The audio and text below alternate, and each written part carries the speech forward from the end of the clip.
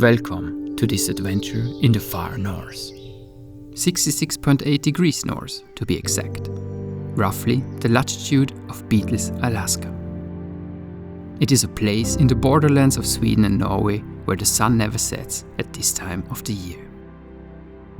You know, I've dreamt about an adventure like this for quite some time now, being out in the wild for weeks, navigating on my own and finding my way without trails. But the truth is, places for such adventures are usually far away, and a classic canoe expedition in North America is simply beyond my reach. So I started looking closer, created my own route and adapted it to my reality. And this is what I came up with. The route I have in mind starts at a small parking area located in Sweden and takes me across the border into Norway. From there, I will follow a vast network of lakes and rivers until somewhere about 150 kilometers to the east, I'll cross into another water system that, if all goes well, should bring me back to where it all started.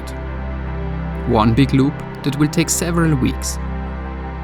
To achieve this plan, I bring in my foldable and adapted Oro kayak. The portages are long, unmarked, and the entire route exists only in my head. For me, this journey is about solitude, resilience and silence, testing both my limits and the limits of my gear. So let's see if this is a stupid idea or one hell of an adventure. It is for sure the most ambitious idea I have ever had. I am Alex, and this is the Pitumetno Loop.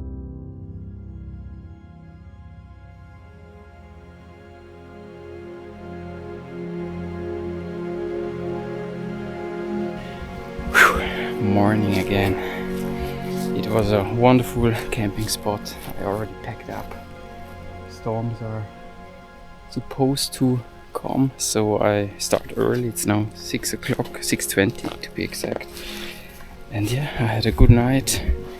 It's a pearl of a spot here, I must say. Really wonderful place with all the mountains and cliffs there, and the sunset was exactly between the mountains. And it's glowing red. And yeah, for me this is almost the end, or soon. I would say 2-3 days longer, and then I arrive in Jekvik, where I hopefully will catch the bus to my car. Otherwise it would be another 70 kilometers. Oh, on the water very early. Oh, and I have my paddle on.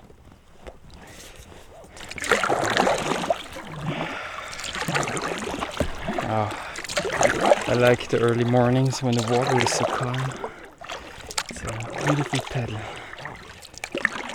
So many different insects flying around, difficult to say what is what. Yeah, that was really a nice spot. And now the view is incredible. It's so calm.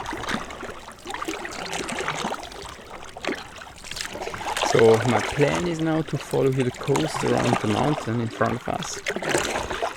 And then I enter a little, some sort of bay. And at the end of the bay there is actually a road which leads to Örnvik, if I'm correct. And I will take the road for 6 kilometers to reach the next lake. That's basically the only path I can take. There is no real porters here or whatever, so I hike the road. Should be fairly straightforward, not a lot of elevation, no bushwhacking like the last days. So yeah, easy, long, easy.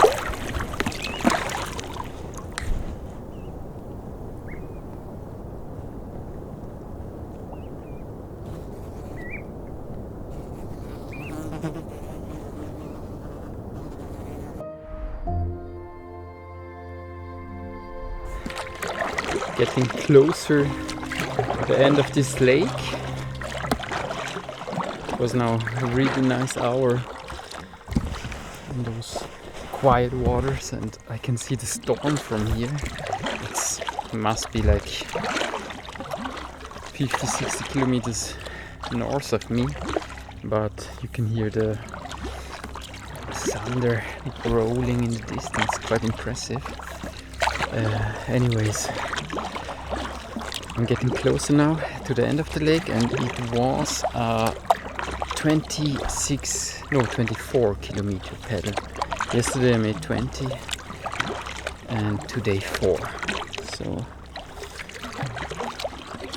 I'm averaging about 3.2 kilometers per hour the kayak. So yeah, it was quite a long pedal to get here. It's a long lake.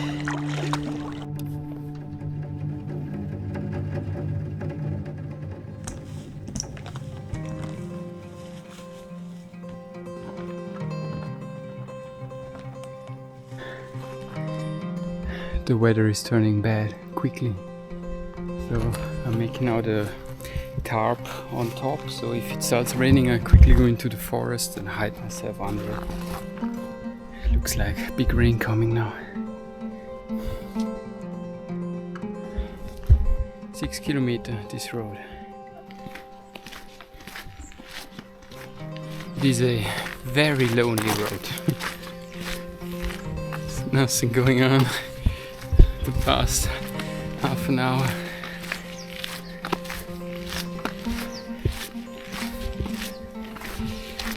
Just birds and mosquitoes and maybe some reindeer if I'm lucky.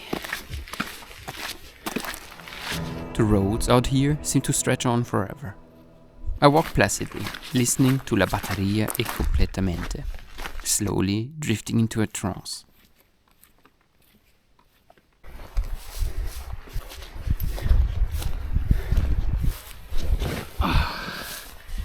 So I finally arrived at the little river here, and it's kind of a lagoon, super nice. I'm already sitting again and very happy about it. There's now quite a portage.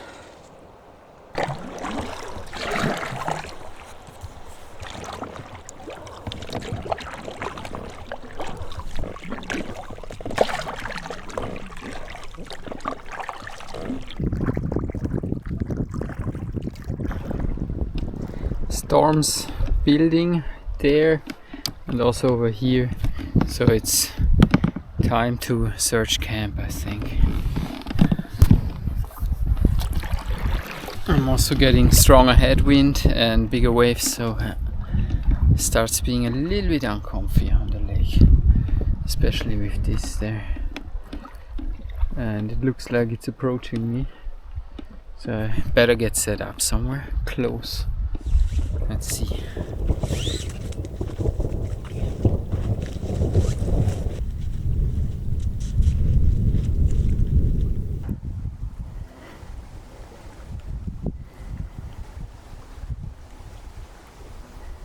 I'm in my castle, protected from all sides. There is thunder and slight rain starting, so we'll see how it does now.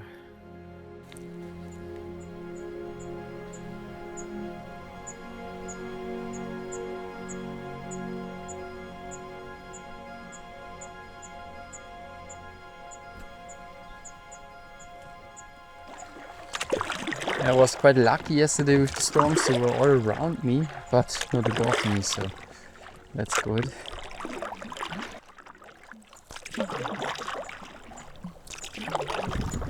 The plan today is to continue on this lake for about 10 kilometers and then turn to the east and follow Lake Labas another 20.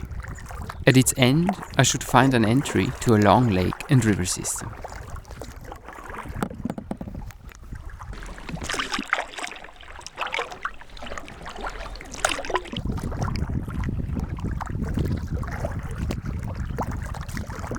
I did now 11.95 kilometers and it's 10:30 in the morning. So I guess like 3 o'clock we'll reach the end of this lake around.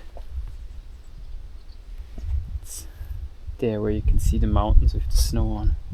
I'm not sure with the camera though.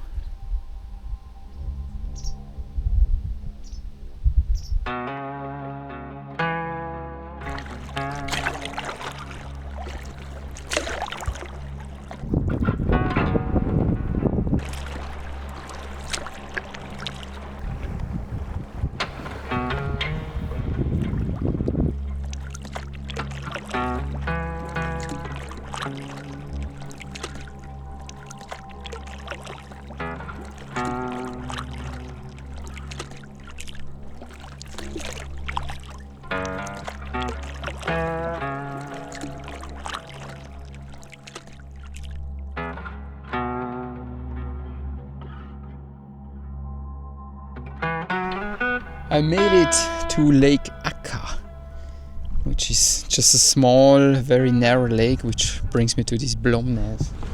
But I'm a bit wondering how the storm continues behind me.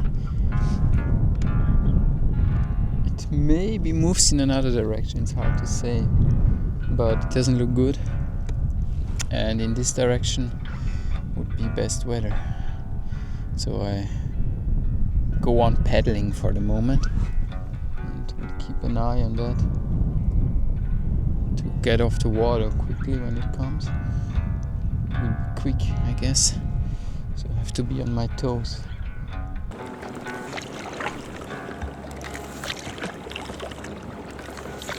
I have some issues to get on land. It's like a meter thick mud here, so I cannot stand on it, and I need to go there. So I'm working my way forward step by step.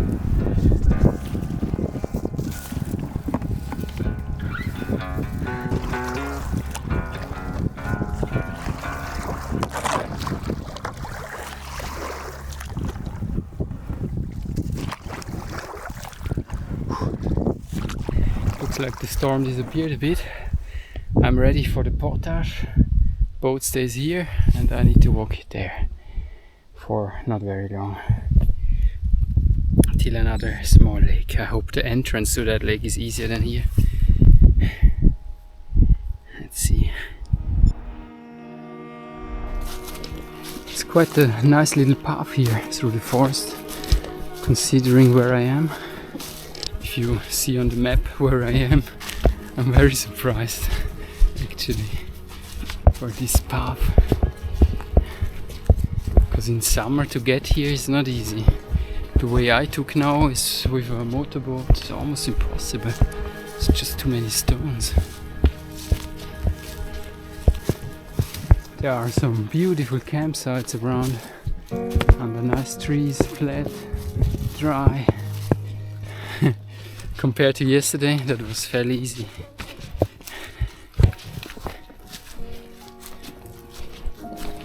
It's a very special place here. It's also a weird atmosphere. I don't know, it's so quiet, and the fact that there is a little house, a cabin, makes it somehow a bit creepy, I don't know, and at the same time very beautiful. Spine of an elk, I think. It's quite huge.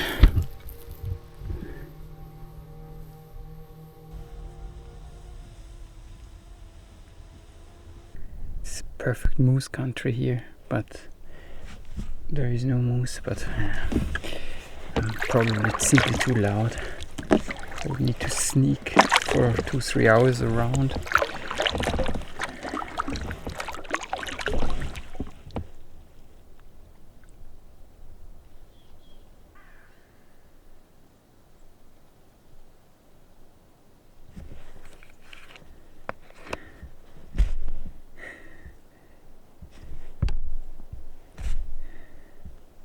Beautiful spot.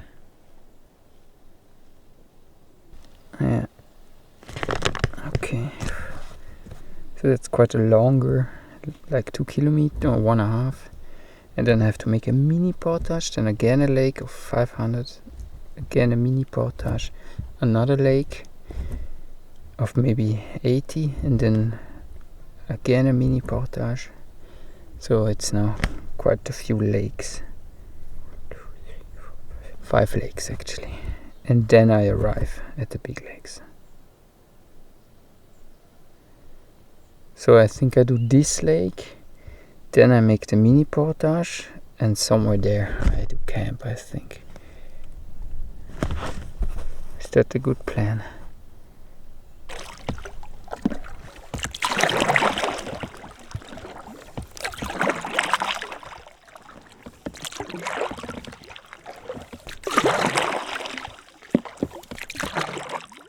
Welcome to Lake Haruk, I believe it's called Haruk, or pronounced. And it's actually a double lake now. Very tiny lakes compared to the ones I did now the whole day. there maybe 800 meters, 1 kilometer, max 2. And at the end of the second one, which is somewhere there, 2-3 kilometers, there is a little Sami village with just 2-3 houses, and it's called Haruk. And yeah, I go in that direction for the moment. Evening arrives quickly, and I start searching for a decent spot to spend the night. The weather, still considerably pleasant, is about to change. The wind could soon turn, leaving me bound to shore. With my food supplies running low, that's the last thing I want, so I stick to the plan. Sleep early, wake up before dawn, and make my way across while the lake still lies calm.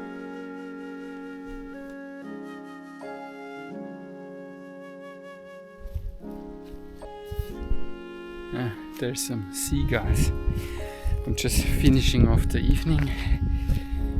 I ate some meal of those already done meals, drying my clothes. The kayak is What a beautiful morning today. It's now 6 o'clock. There's no wind at all, but also no mosquitoes, so that's nice for a change. And the water is just wonderful. Okay, so 100 meters or 200 or 300 meters in that direction, there should be a path actually, which leads to those huts we saw. So I try to find this one now. Hope it's rather easy.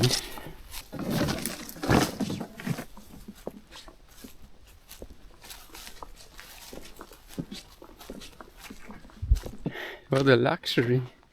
That's the path to the hut. Crazy. Okay. It's easy now.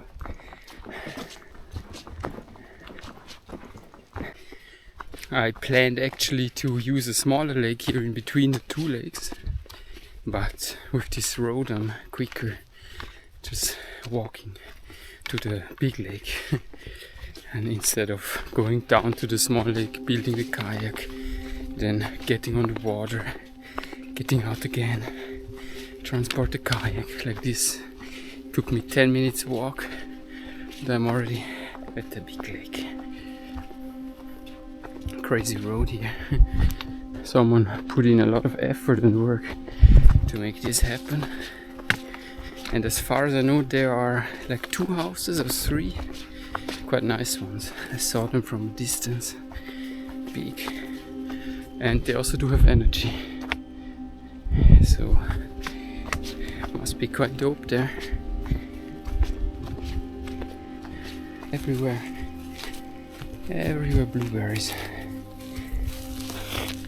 Millions of them everywhere. And good ones.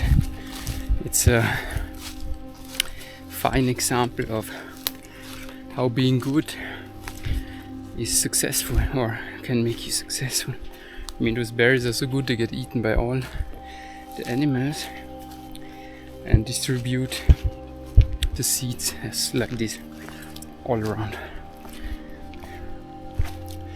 So they're just everywhere. It's crazy. They're really good. So I should not get lost in this forest. Have to check my bearing. You have to really take care walking here. There's everywhere those holes.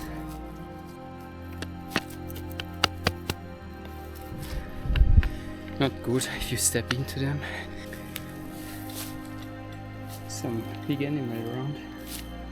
It's very fresh.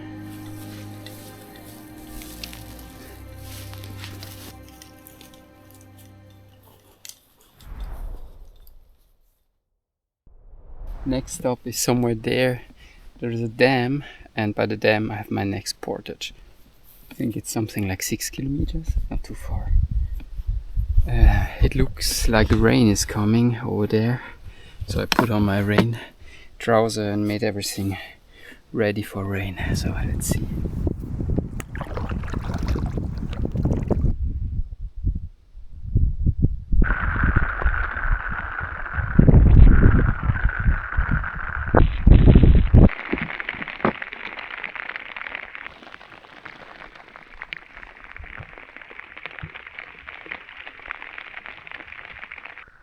Whew.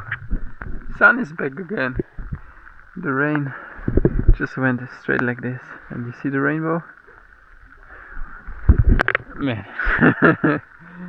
soaked. Whew. After a quick shower, the wind picked up and I needed to stay put. It's too high waves to go on, so I set up camp shortly here, and yeah, I will have to wait and see. My goal is just there, it's not far, but it's too dangerous. Let's see if the wind comes down the next hours. If not, yeah, I will rest now a little bit and then hopefully go on later. It's just midday now. Much less wind now, so I'm back on it again. Try. It's maybe 1.5 kilometer. Waves are much smaller than before, which is nice. Those waves are fine. I hope it holds. The weather went a bit better, but I watched the weather forecast for tomorrow and there should be much more wind. So I try to get to the end today. Otherwise I'm windbound for like 2 days. Out here the weather changes quickly and I used a sharp break in wind to reach the other shore. Alright, I'm back on the road, a lonely road again, for 3.5 kilometers I believe, to the next lake. I can already see the next lake, it's just over there. It's a bit less romantic portage compared to yesterday here, so it gives me time to dream instead of wonder. It's just human-made stuff around, just, I mean, there's nice flowers, but yeah, a lot of trash as well, a lot of hunting stuff and stuff off the dam, electricity things. Yeah. Anyway, so yeah, it gives me more time to think. Slow, I'm hungry and I'm tired, but yeah, otherwise I'm good. And yeah, it's more or less the end of the trip. I have now tomorrow last lake crossing, or today, not sure yet. And that's it. Then I arrive in Jekvik, where I should catch a bus, hopefully. I'm very unsure up here with buses. I checked the timetable, it should be tomorrow at 14:20. So I need to get there until then, that's why I'm walking. Otherwise I would already be in my tent or making some fire or do some fishing. It was an amazing trip, unbelievable, I did it. And my gear kept more or less together. Me too, I had the problems with the toe. Still, yeah, food was not enough, definitely. Simply because I didn't catch any fish. It was impossible to catch fish. Apparently the waters were too warm, I told you already, but yeah. Maybe it was also me. One fish I got, a nice brown trout, so that was nice. that was really nice. But otherwise I was fishing maybe every second day, and I didn't always film it, but yeah, I didn't catch any. Mosquitoes are coming.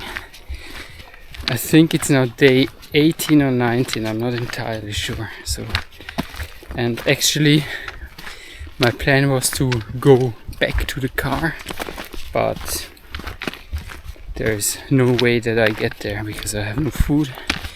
And in Reykjavik I could buy, but the weather is also turning bad, and honestly I'm tired.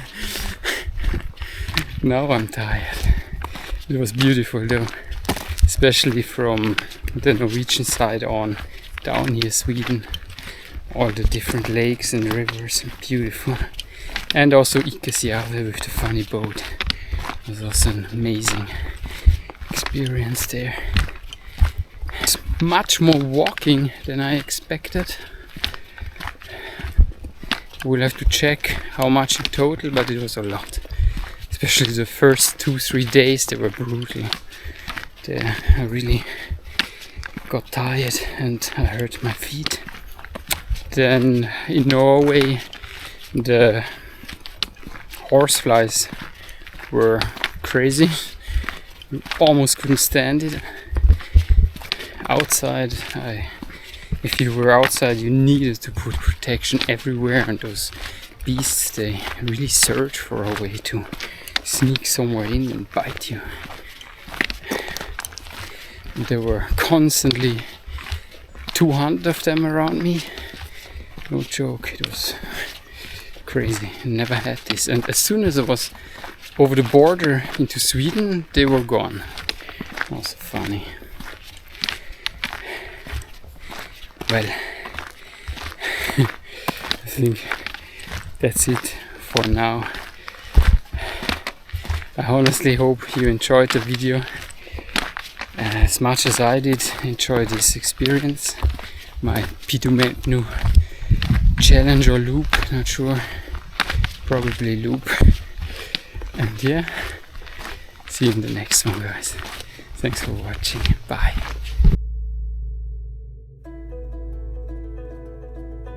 Well, what's left to say?